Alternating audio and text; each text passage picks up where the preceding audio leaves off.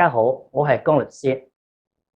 今日我想同大家分享一個話題嘅咧，就係如果一個店鋪佢用咗其他公司嘅名牌子作招來，但係當然就冇問到人哋嘅同意之下，究竟算唔算合法定係非法咧？我試舉兩個例子。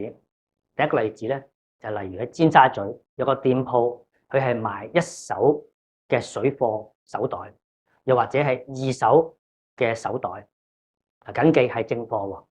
但喺門口咧，佢並冇攞到啲名牌公司嘅授權之下，又用咗呢啲名牌嘅名，例如喺個門面上 LV、Chanel 等等等等。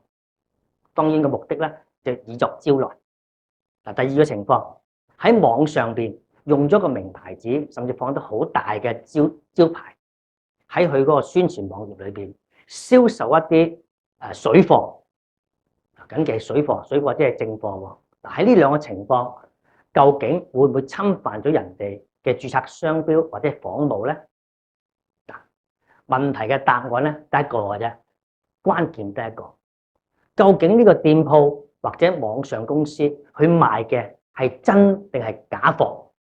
如果係假貨嘅話，咁肯定係侵權、侵犯註冊商標、影射，嗰啲公司可以告你㗎。好啦，但係如果呢兩個情況之下賣嘅係正貨，嗰啲公司咧好難告。個原因就係因為你能夠證明你係誠實使用，要構成侵權咧係要不誠實使用。